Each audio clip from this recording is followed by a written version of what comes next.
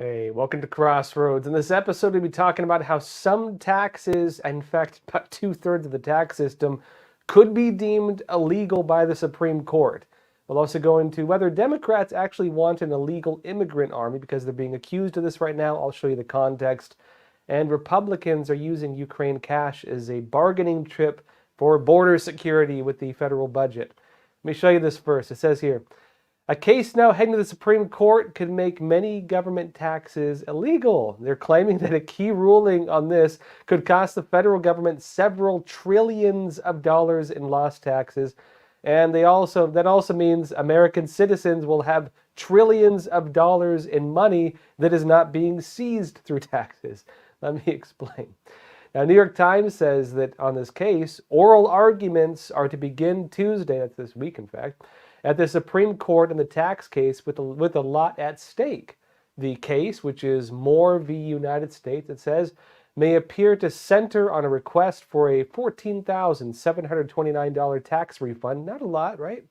But it says that it's tied to a law that affected relatively few Americans, but it could redefine what is considered income in America, change how Congress taxes it, and preemptively block future efforts by Democrats to impose levies on billionaires' wealth. Remember, this is New York Times saying it. Now, look, even though the specific case is not a lot of money, that's just a bit over $14,000, and it's on a case that really, or a type of tax that really does not affect a lot of people, the implications of a Supreme Court ruling on it, because of all the technicalities in the Constitution it's connected to, could be massive.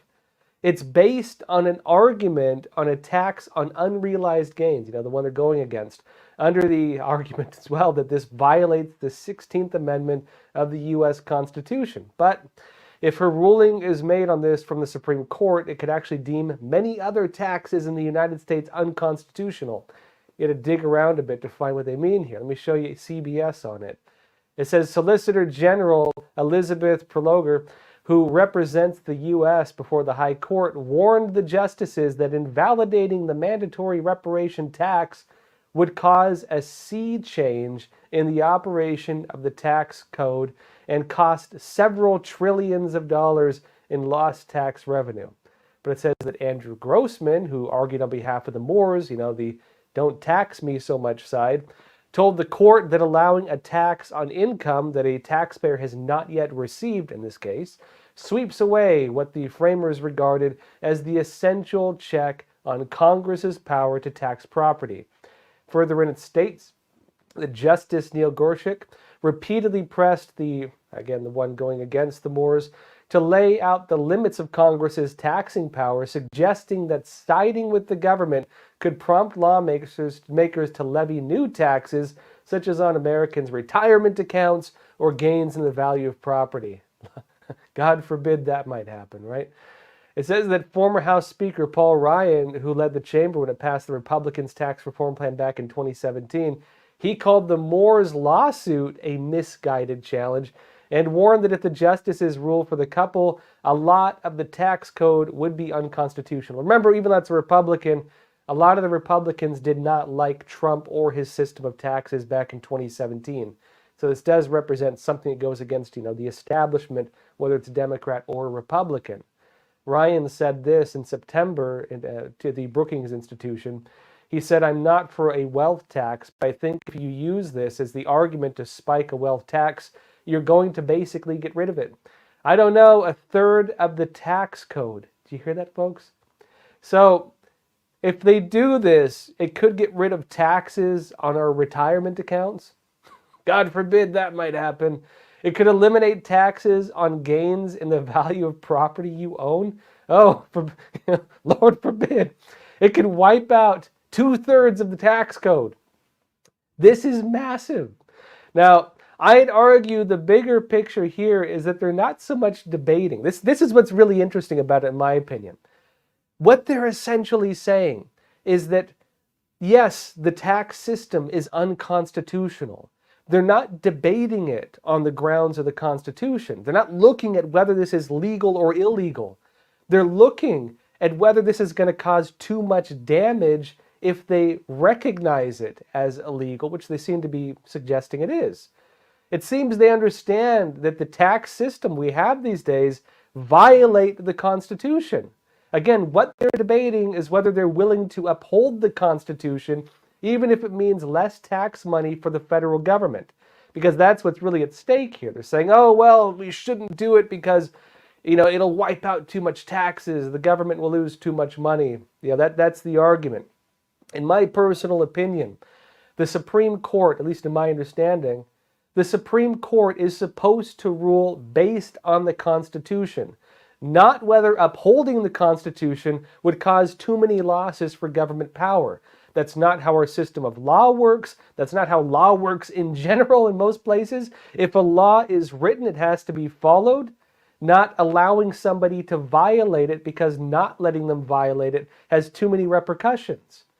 Now, if the Supreme Court does take this, which I think they might, there's a lot of different possibilities on how they might deal with it. Some are suggesting they could, through the interpretation, make it so that it's not too sweeping. Others might try to make it very sweeping. Regardless, there could be some serious reforms to our tax system. Now, in other news, a video went viral recently of Democrat Senator Dick Durbin announcing a new plan to grant citizenship to illegal aliens and migrants flowing into the U.S. He said that the government could enlist them into the military and use that process to grant them citizenship. Now, he argued this would solve two problems at once. Not only do the illegal immigrants get to become U.S. citizens, but the move would also help fix the troop shortage we have right now. Let me show you just a quick clip of this. What troubles me about the debate now about the southern border is it is one half of the immigration equation. Yes, we need order at the border. Yes, we need to have changes in the laws that reflect the reality of the overwhelming numbers from all over the world who are coming to our shores and our border. But there is also an incredible demand for legal immigration into this country even now. The presiding officer, my colleague from the state of Illinois, has legislation which addresses one aspect of that. Her bill, and I hope I describe it accurately, says that if you're an undocumented person in this country and you can pass the physical and the required test, background test, the like, you can serve in our military, and if you do it honorably, we will make you citizens of the United States. Do we need that? Do you know what the recruiting numbers are at the Army and the Navy and the Air Force?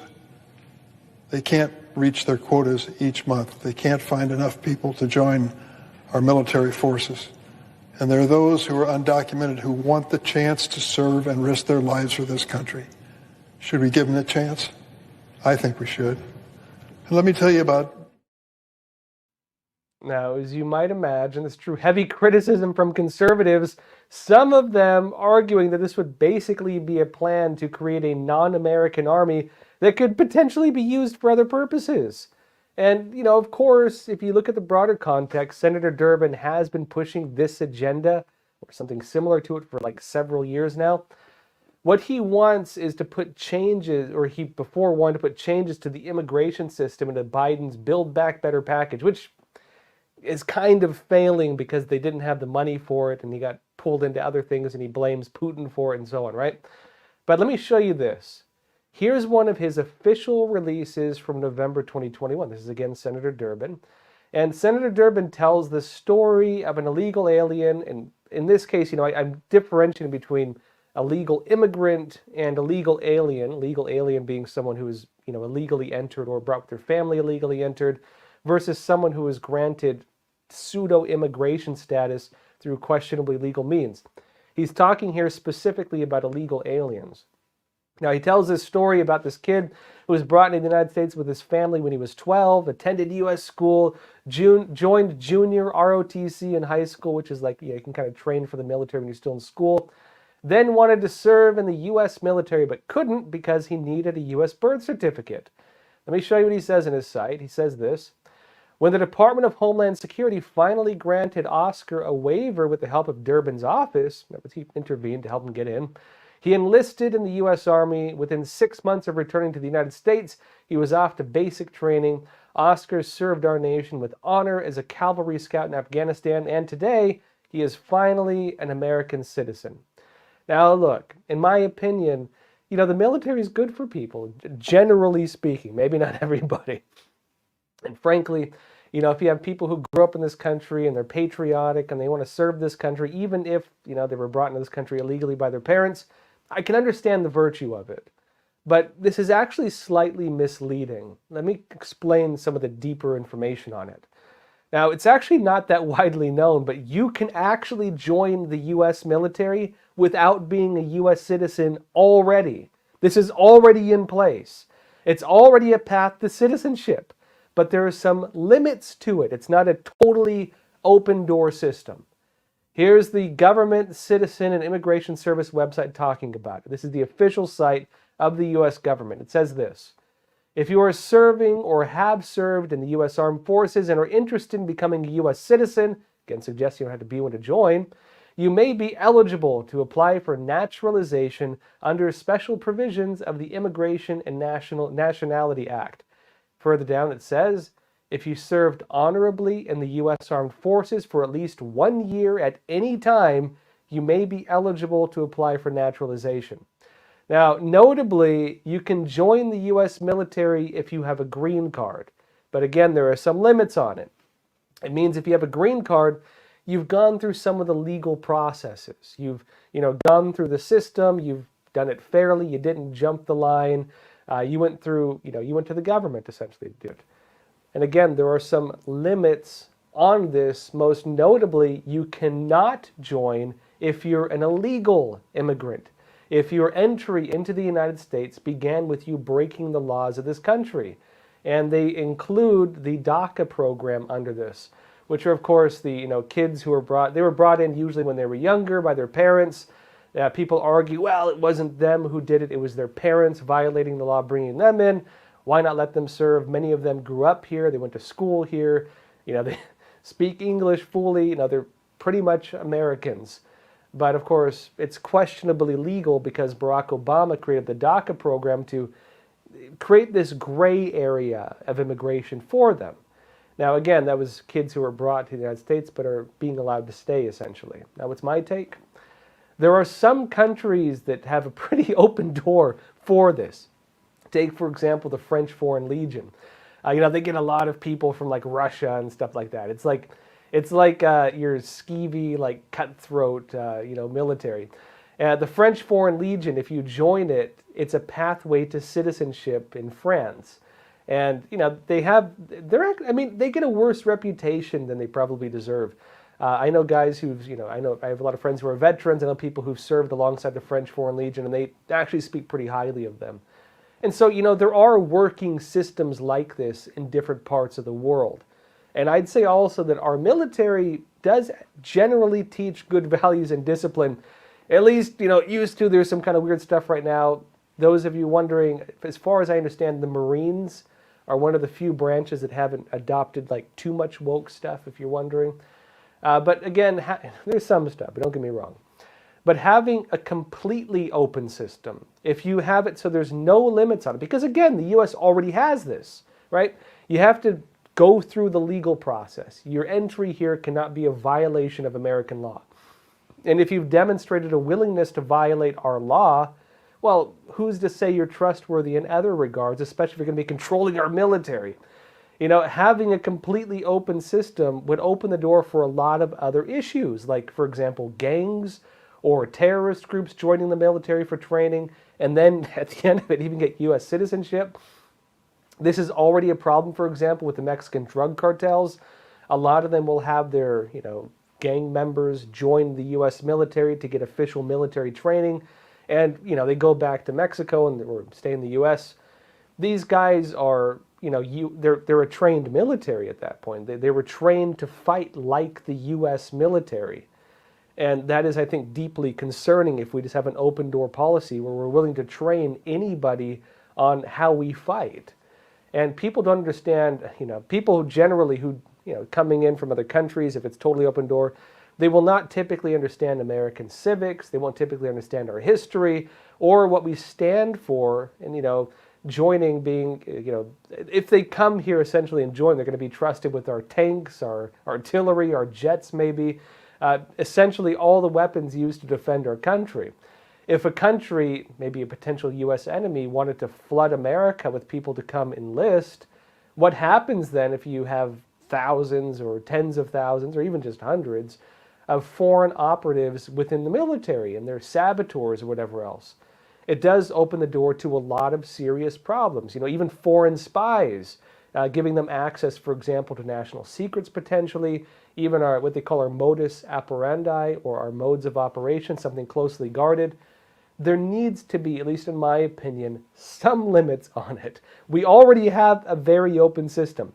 The United States, despite all the criticism that previously, and it's open borders right now, but previously, the United States has had one of the most open immigration systems in the entire world. I've heard these like college socialists talking or criticizing the American immigration system back in the day.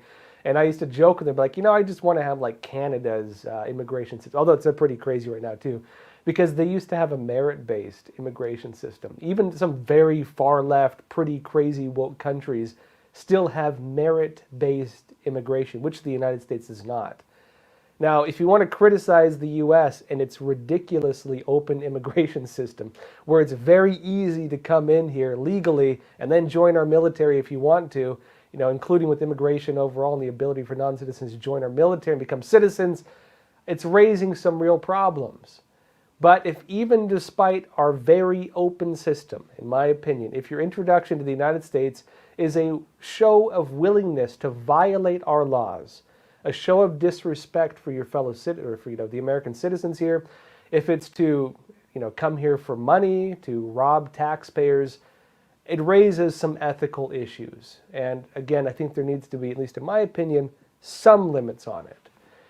Now, in other news, Ukraine, speaking of military and the need of troops, Ukraine is in need of money, a whole lot of money. We already gave them a whole lot of money, but they need more because they're out apparently. Apparently, they're not going to be able to keep the war going for another year, is what they're saying right now, unless they get more money. President Biden right now, he's asking Congress to take action, and House Republicans are now using that request from Biden as a bargaining chip in the new government budget, because they still haven't passed it, by the way.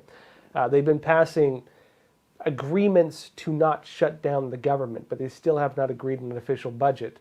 And what the Republicans want is a demand for border security. But first off, let me show you Ukraine. Postmillennial says that in a letter to Republican and Democrat leaders in the House and Senate, the budget director suggested that while many allies have ramped up their support for the war-torn nation, Ukraine, American aid is critical and cannot be replicated because it's a lot of money. Now, further in, it says she noted that as of mid-November, the Department of Defense, our military, had used up 97%. You getting that? We've used up 97% of the $62.3 billion that our Defense Department had received. That is draining the U.S. military budget. 97%. And the State Department had used up 100% of its military assistance. That total is about $4.7 billion. Further in, it says that Young suggested that help Ukraine defend itself was in the national security interest of the U.S. by preventing larger conflicts in the region that could involve NATO and put U.S. forces in harm's way. I don't think we can afford it at this point, just saying. But it says, as CNN reports, the Biden administration has provided Ukraine with over $110 billion in assistance. Now, I would question if Ukraine has received over $110 billion and the entire U.S. defense budget is, $62.3 billion. They've used not quite, but almost double our defense budget. And, you look at their troops and they're fighting with like old equipment. They don't have new stuff. I would question what they're spending our money on. I want to know if they have the amount of money we spend double almost on our entire defense budget. I want to know why they aren't able to replicate at least a fraction of the military power we can represent. We're not seeing the evidence of it. And that's one of the problems, in my opinion. I think that if Republicans, were shown that there was some audit or some kind of way of making sure the money is actually being spent on national defense, and we're not, for example, paying the pensions of Ukrainian officials, which we're doing, or paying for infrastructure programs in areas that aren't even affected by the war, which we're doing, and aren't buying them yachts, which people suspect we're doing, the government leaders there, I would think that Republicans would probably be on board with it. And in my opinion, I actually think Ukraine fighting against Russian hostilities is relatively a good thing, especially because Russia has a no-limits agreement with China. And yes, they have suggested that they're part of the whole global, evil system targeting the United States, again, aligned with China and very much going against U.S. interests. It is very possible that if Russia is able to rebuild its military, that they will be alongside that system, and the Chinese Communist Party does regard them like that. But if you want the American people to continue trusting you, you need to give us reason to trust you. You need to show, open the books and say, I spent X money on this thing. And I know even with our military budget, they keep failing their audits. We don't really know where all the money goes. But, at least give us some transparency. At least demonstrate a little bit through an audit or otherwise. Otherwise, I don't think Republicans generally are going to keep supporting it. Not to mention the fact because we're bankrupting our military because of this. Now, on this note, there's a bit more to it. Here's how Republicans are currently responding. Fox News has the House Speaker Johnson saying this. It says that he issued the ultimatum in a Tuesday letter to the White House.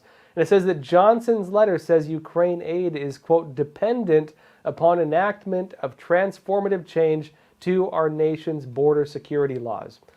I would actually argue as well that if you were to take the money that America is spending, I've seen estimates in the areas of $400 billion to house and feed and take care of all the illegal aliens and illegal immigrants. Heck, I would, if we fixed the border problem and stopped giving free handouts to people, I think that alone would probably end a lot of the illegal immigration. I think that if we stopped offering people free houses and free food and free, everything else, and you're not going to be, targeted by our immigration services, you're offered, the socialist dream essentially to come here on the backs of U.S. taxpayers. If they closed that loophole, which is currently bankrupting several major U.S. cities, including New York, I would say, hey, maybe give a fraction of that to Ukraine. Maybe give them the $100 billion they want, because that'd be about a fourth of what we're spending, according to some estimates, on illegal immigration and giving people all these free handouts. I really think that alone would ironically free up enough money for, I know the federal government isn't funding it too much. It's falling the backs of state governments, even though state governments want money from the federal government. I think that would free up enough to fix the problem if that's really what they care about. And of course, the other possibility is they're hedging their bets on the idea that maybe we'll get pulled into that war, and they want to make sure that we have enough of an illegal alien population to enlist in the military in order to fight our wars for us, as some people are suggesting, as I showed you a minute ago. Anyways, wild times we're in, folks. That said, let's jump over to questions. And those of you on YouTube, Twitter, Facebook, other platform, we are doing the full episodes 2 days a week now on all these platforms. That is Tuesdays and Thursdays. But of course, I also have, we have Epoch TV, EpochTV.com, where you can watch the special features we do, the investigative features, documentaries, a lot of other shows. We have some great content for you all, so, again, don't miss it. And of course, 3 days a week other than these two. We also do the Q&As there exclusively, and I usually do some of the news stories that I cannot show you on YouTube. I have to selectively put them on there because YouTube and other platforms still have pretty stringent censorship policies. And if we're going to do the whole show here, I need to put that on Epoch TV. So join us on Epoch TV, and you also help us keep this show going. So I appreciate all of your support. And let's jump into some questions. Let me see here. All right.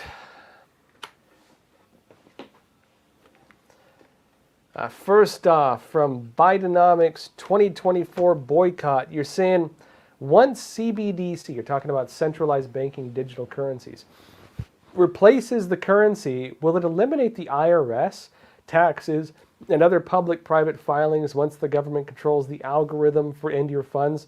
What happens to all the cash seized by the government from the illegal operations/cartels, and who decides where it goes? Bidenomics boycott, I think you are addressing issues that have not yet been addressed, but you raised some pretty important ones. I could see the IRS facing irrelevancy if they rolled out digital currencies here. And they've announced the infrastructure to establish that. People have talked about Fed Now, which they have already launched. And critics will be like, oh, it's not a digital currency, it's not the digital dollar. If you actually watch, well, first of all, it's not. It's like a thing to help with transactions between banks, essentially. It's I mean, not exactly, but just generally speaking. But if you watch videos of the people promoting it, if you read their internal documents, they do suggest that it's a precursor to possibly enact a digital currency in the United States. So without a doubt, they're trying to do it. Without a doubt, there are groups pushing for it. But the problem they face is they would need Congress to get on board with it. Currently, I don't think Republicans would go for it. I don't know if Democrats would. I'll give you some examples. In some U.S. states like California and New York, they were talking about going cashless. The problem you start having when you go cashless is that people who are not able to apply for banks and so on, homeless people who typically need cash because they beg for money, or I don't know how they get it, or they sell some drugs. There's a population in the United States, the underbelly population, or the people who are homeless through means beyond their control. They need to have cash. And so for humanitarian reasons in the U.S., they have not been able to get rid of cash. Not to mention the fact that a lot of us just would not support digital currencies. Although I should note, if you go to some countries in the world, like Australia, for example, you have a lot of high-tech countries that already are relatively cashless.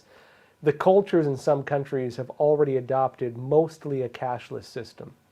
Americans, I think there's something unique about our character. We don't like the idea of that. Not speaking for everybody, but generally speaking, I think most Americans don't like the idea of not being able to have cash. Some of the points you question is, if they eliminate the IRS, I could see them just like refocusing the IRS. One of the big problems they'd have would be the unions. Now, you could argue that the IRS could be unconstitutional on its face. That's a whole other issue for another day.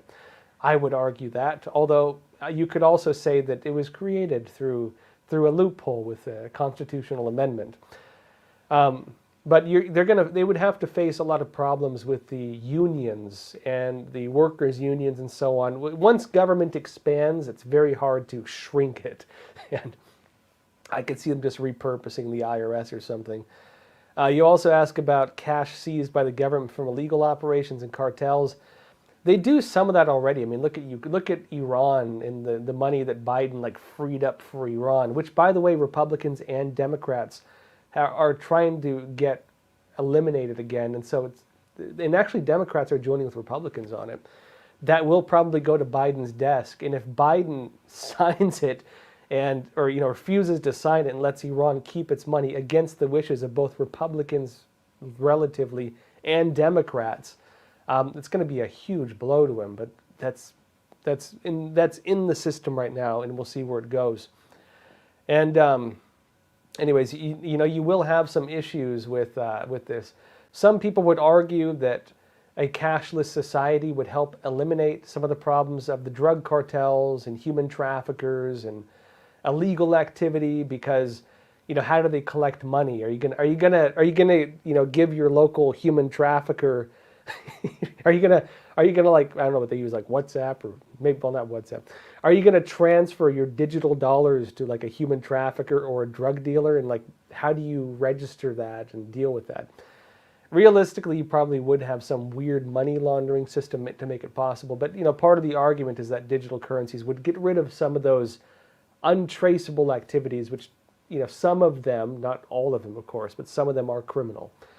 Another big thing they talk about is going after people committing financial crimes and so on. But I think that the damage to personal sovereignty, and I think the damage, the potential censorship possibilities. Imagine if we adopt a system like China's, where you have a social credit system, or one of these big banks, which they already do to an extent, decides to implement like a ESG score or a DEI score, and if your woke level is not high enough, you can't buy bread or something. That's a real concern.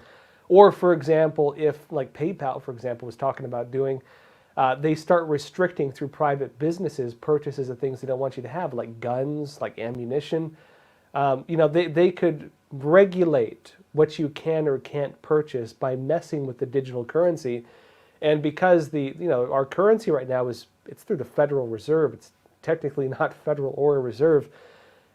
It's a loophole where it's not fully under the government, and therefore, as we've seen with some of the censorship laws, not fully under the Constitution. And so there are some real implications on potential abuse with it.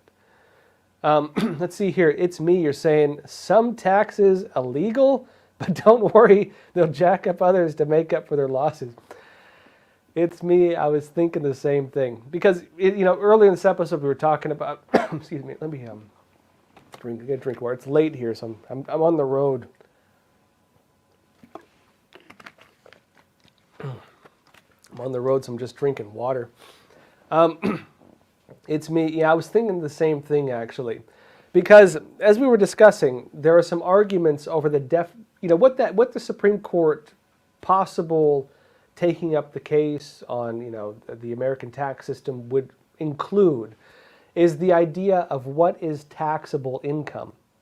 And they're suggesting it could eliminate like 2/3 of our taxes or something crazy like that, or a third, or who knows what, depending on how they handle it. Now, some people might be, hey, great, 2/3 less taxes, where do I sign up? But you're probably right that there would be people looking at just expanding the forms of taxes that are still allowed, because you could say that, maybe they redefine taxable income and it's limited to a few small areas, but they could easily expand the taxes on those few small areas to make up for lost taxes elsewhere. That is a very real possibility. The loophole I would see within that is if you have individuals who have more of one type of income than another. And that would mean that you have people getting unequally taxed, depending on their source of income or whatever else, or where their wealth is.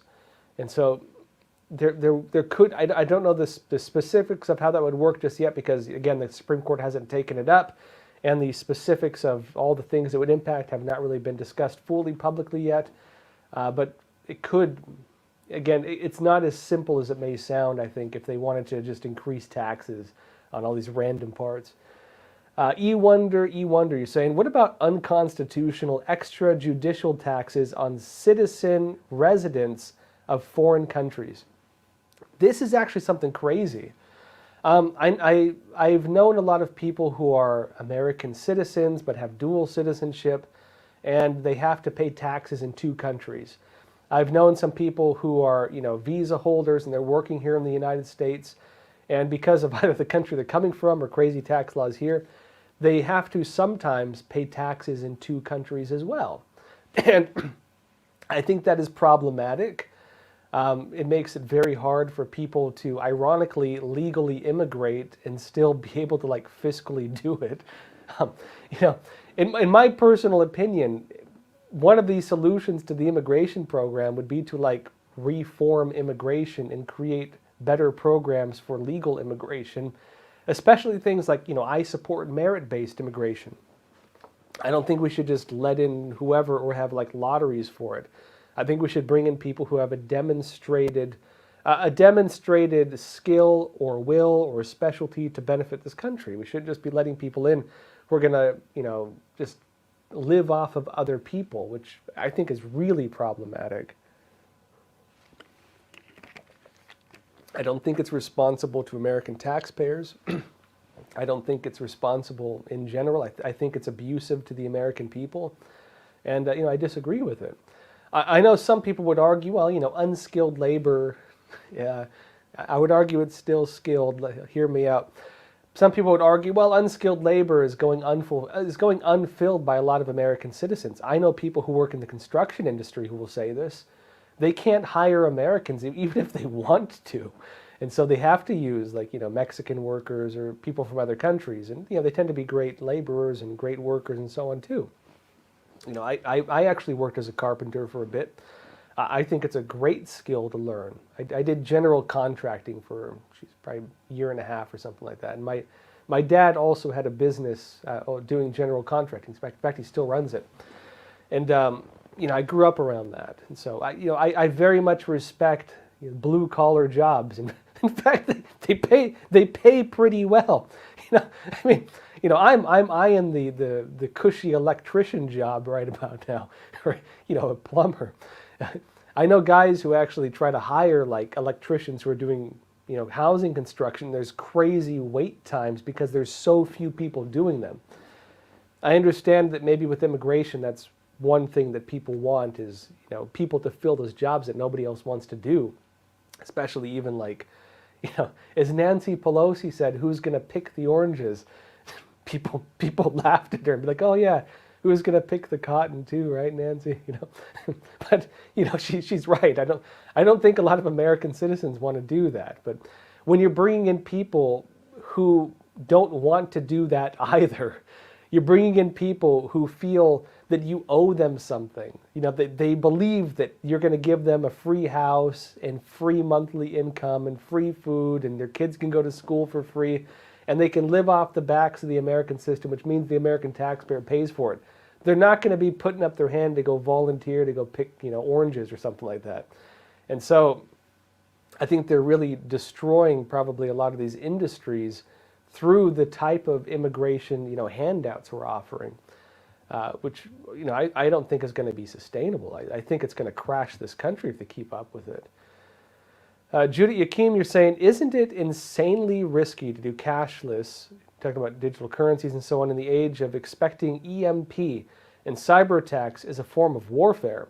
One hack and your whole economy can be shut down.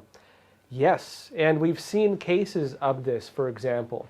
One country, I covered in Epoch Times cybersecurity for several years. I used to be one of the national security reporters. I've done a lot. I've worn a lot of hats, but I was a national security reporter for a while. One of the big focuses I had was, the early cyber attacks from China and the whole crazy stuff they were doing with that, which they still do. One of the case studies of how damaging or how a cyber attack can be used for military purposes is the Russian war with Estonia. Because Estonia was a very, high-tech country. It's relatively, highly digital and so on. And when Russia wanted to attack Estonia, what do? They shut down the banking system. They shut down the electricity, the grid. And it was devastating to the country. We have seen exactly what you're talking about. That, yeah, when you centralize your critical infrastructure in a system that can be easily targeted, yes, you massively expose yourself to having the system that makes your entire country work destroyed in the event of a war or even a terrorist attack. That's one of the big arguments, in fact, against the solar farms and wind farms, is because it's so centralized oftentimes that if we went to war with Russia or China or maybe Canada, I'm just joking, if we went to a war with another country, those targets, those locations would be key targets. And if they were to hit one of those small areas, what happens if the whole grid goes down? And what happens as well if, because we lose our currency and even the records, notably, of how much money you have and who has what, if all that is wiped out because the digital infrastructure is wiped out, then yeah, that is devastating. You could destroy a country very easily by just attacking a centralized data center like that or system like that if they put everything in it, which they're talking about. It's a part of unconventional war and the next generation war that is not as often discussed also. That critical infrastructure is one of the main targets. I mean, this goes back to even like World War II to an extent.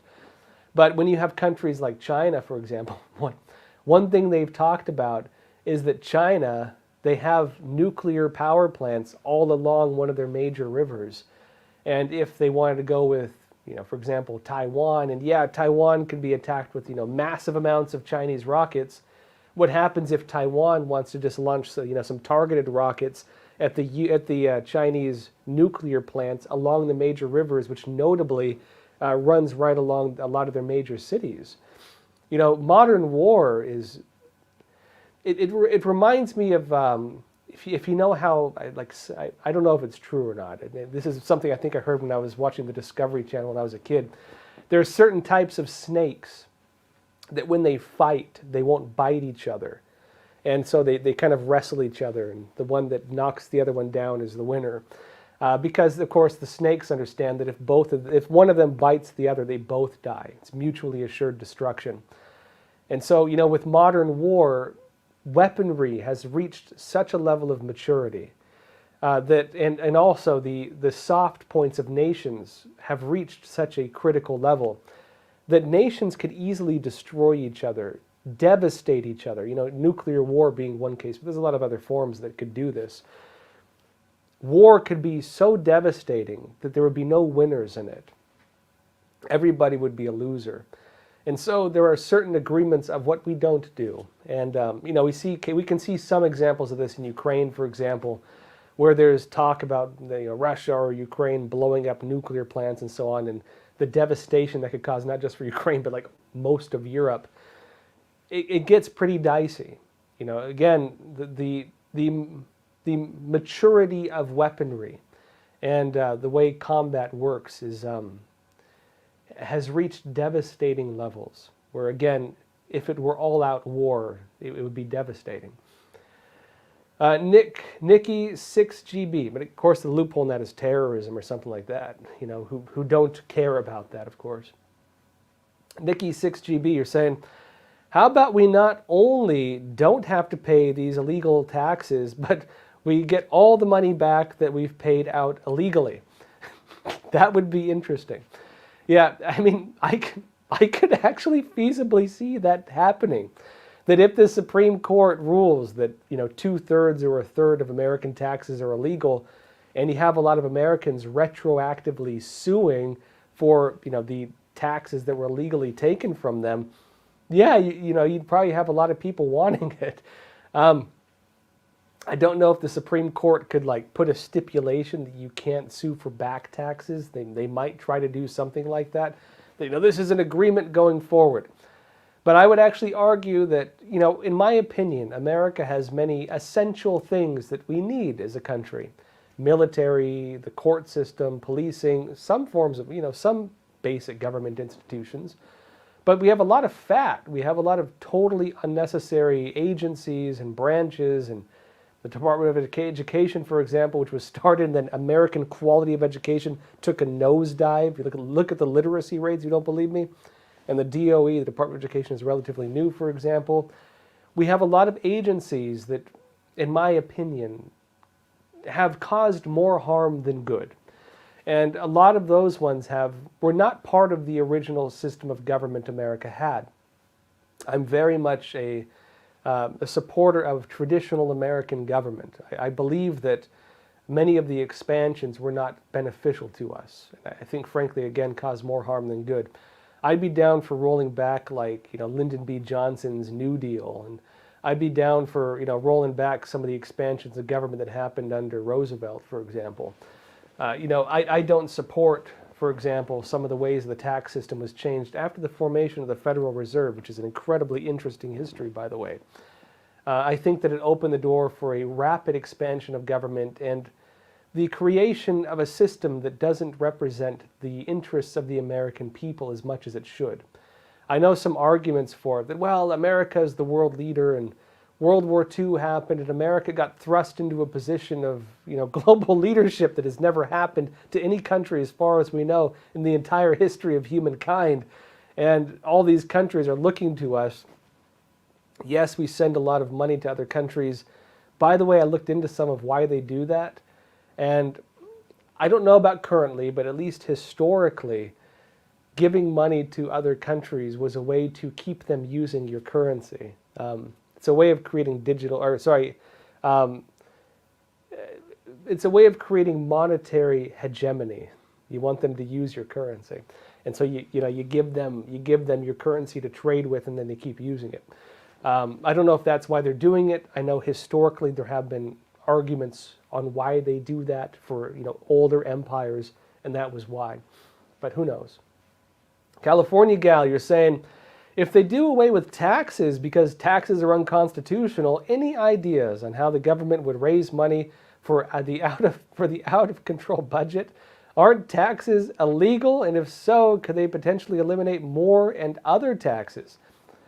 Not all taxes were. There were some forms of taxes in the early American system. A lot of that was more state. And as far as I understand, I mean, I've researched some of this, but I need to read more on it. The traditional form of the way, in the original interpretation of the United States, the federal government was very small. More focus was on the power of the state governments. America is a very unique system. It's actually closer to like the ancient empires, where the president is the emperor and the governors are like the small kings. The difference being we have a rotating election system where the leadership is replaced every several years. But the way that, for example, the dynastic system worked in China was that different regions still had kings, still had their kingdoms and everything else, and still ruled relatively independently, but the emperor was the king of those kings. And that created the nation of the smaller nations, the empire of nations. America is actually that system. We're technically 50 separate countries. Every state has its own government, its own governor, its own legislative branch, its own local government agencies, its own military, which is of course the National Guards. Some states have very, very good militaries. And of course have their own constitutions in many cases and their own laws. There's been an expansion of the federal government far beyond what the Founding Fathers wanted. If you read the Federalist Papers and the Anti-Federalist Papers, you'll see some of the arguments around federalization, because the original form of government for the United States was actually a confederacy. And it didn't work mainly because we had a lot of foreign abuse. A lot of foreign countries were really abusing the American states. And the federal government was mostly created to deal with international politics, to do diplomacy, to form a national military and things like that. Now that being said, you also had issues where you have, of course, at the federal level, the court system, the legal system to resolve disputes between states. You have the federal military, which is, of course, for national defense, which is between all the different states, and to make sure that we have powerful enough military to defeat our enemies, and on both U.S. coasts, by the way, which is why America is like a geographical bastion. It's geographically very difficult to attack in modern war. And so, the original form of government was like that. A lot of money for the federal government used to be collected through things like tariffs and such, not so much through, income tax, although there were some forms in different areas of that. It wasn't, black and white essentially, but generally speaking, there wasn't much taxes in America. Little or none, depending on which time period you reference. And that, if you listen to some like the old Irish folk tales, they sing about how great it is going to America, but there's no taxes. A lot of that was changed over the course of time, and especially with the creation of the Federal Reserve and the creation of the IRS and I believe the 16th Amendment, which, of course, legalized some forms of income tax. They had to amend the Constitution to allow for these practices. Michael Stinson, you're saying, how would AI play into this digital currency? Well, it's hard to say at this point. The problem you have with AI is that it's very new, at least in the public. You could say, behind the scenes, they've been developing it for a long time. One of the big issues we have with AI is that it's very unpredictable. Look at the current technologies that were released. A lot of these things have not been in the public that long. How long has ChatGPT been in the public for? How long have these drawing or movie creation apps been in the public for? A year, couple years? It's really not that long at all. And we've seen from the release the incredible rapid maturity of these technologies to the point now where people can, in some cases, generate moving pictures using simple text commands. You can create photorealistic images. You can write books, and it's pretty jarring, actually. That is in a very short amount of time, and the increase in this will perpetuate. It'll be like a snowball. What happens then if you start allowing a system like that to control currency? Keep in mind, a lot of investment firms, this is kind of the dark underbelly of it. Maybe not dark, it depends on how you look at it. They do have AI systems for market prediction. In fact, you could argue some of the first computer systems that were employed were, things to help with stock trading and so on, internet and so on.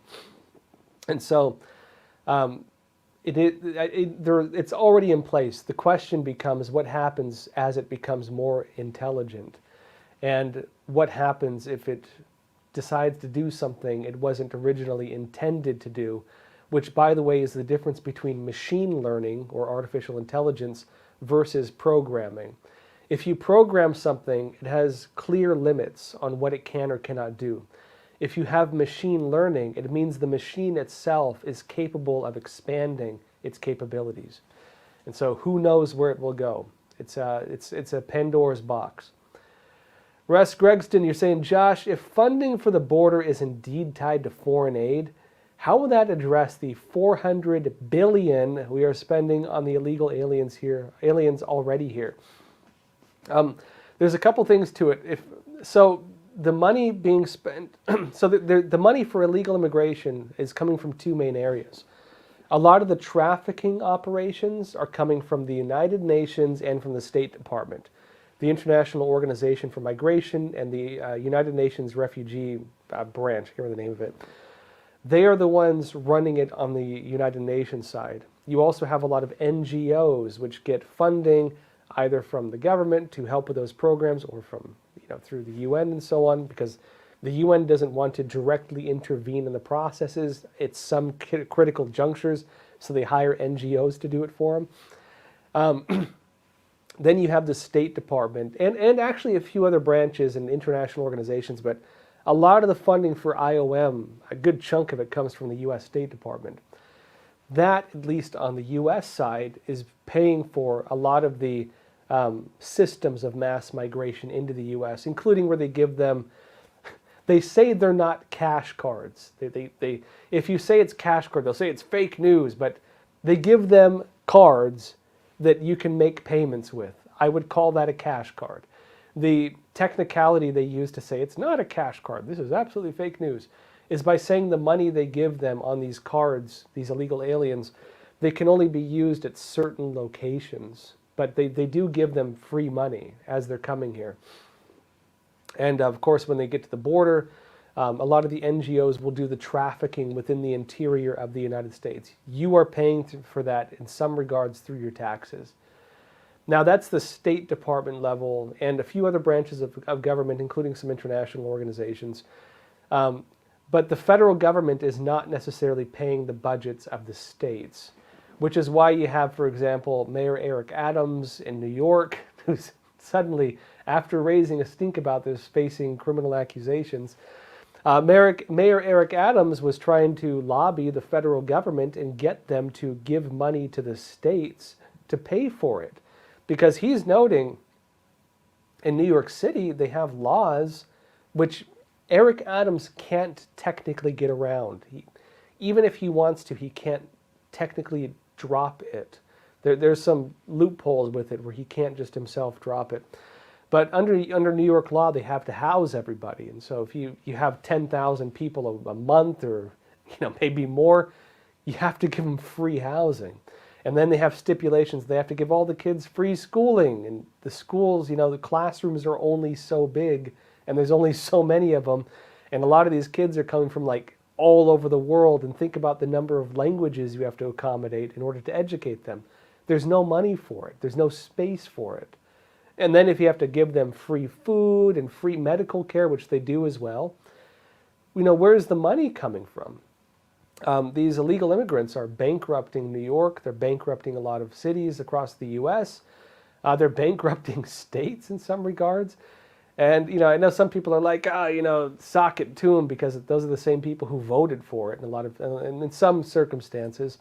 Maybe it's a wake-up call for some of the voters on, hey, this is the repercussions of what you claimed you wanted.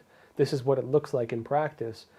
But, of course, it is really harming a lot of American citizens, quality of life, quality of schooling for kids. It's pretty damaging.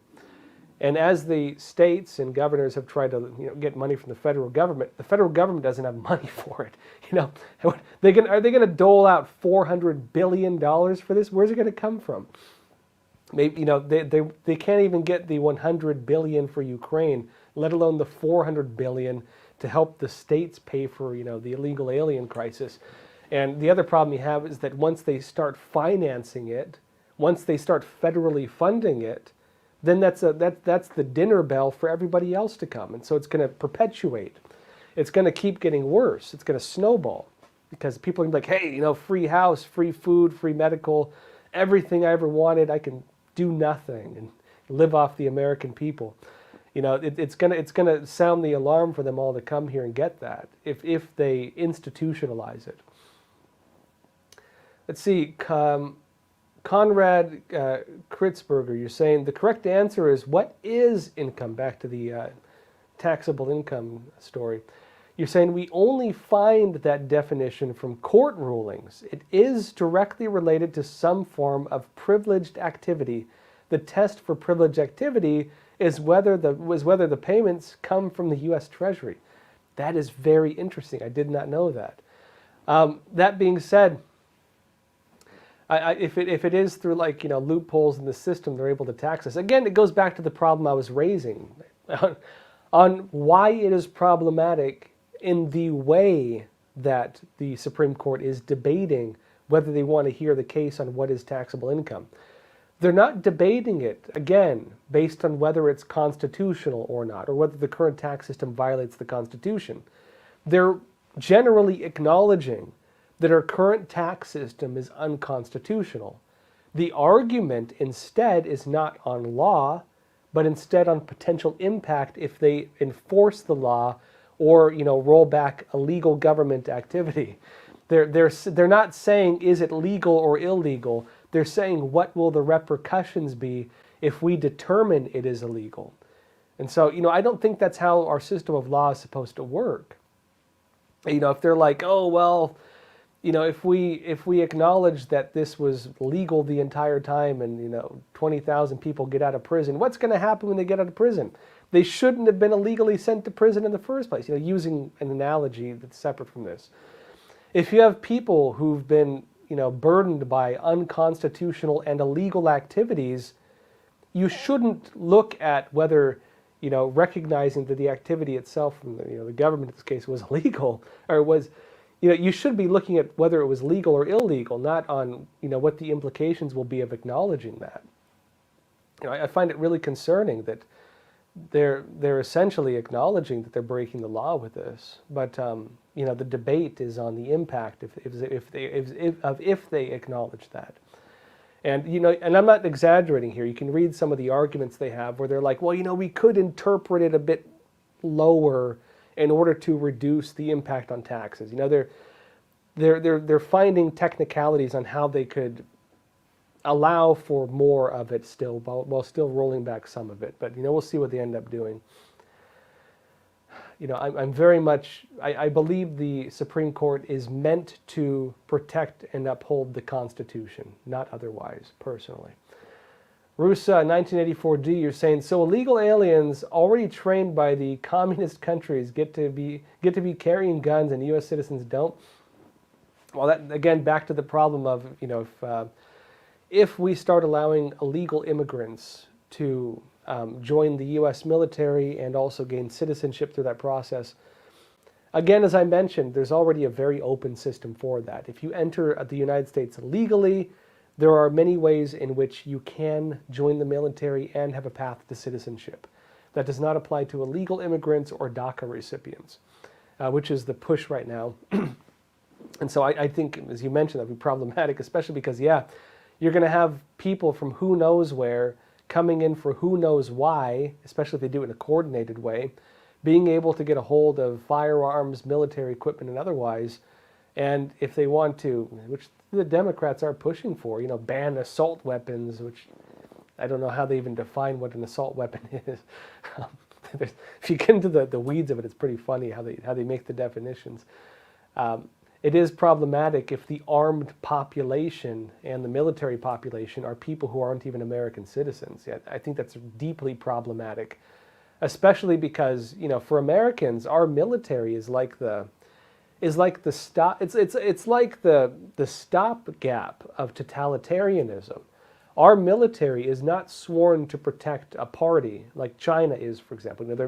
The PLA, the People's Liberation Army, is sworn to protect the Communist Party, not the Chinese people, not their constitution. The American military is sworn to protect and defend the American Constitution from enemies foreign and domestic.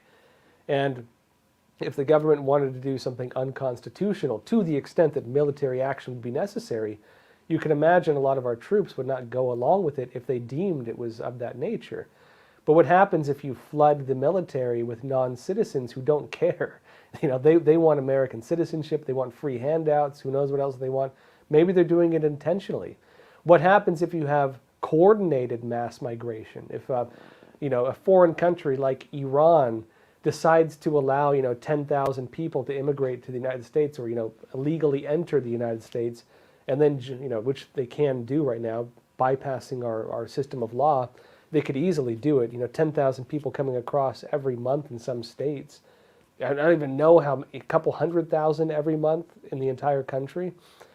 What happens if a country just sends fighters over and then has them enlist in our military, and suddenly there's 20,000 foreign fighters with foreign orders in our military?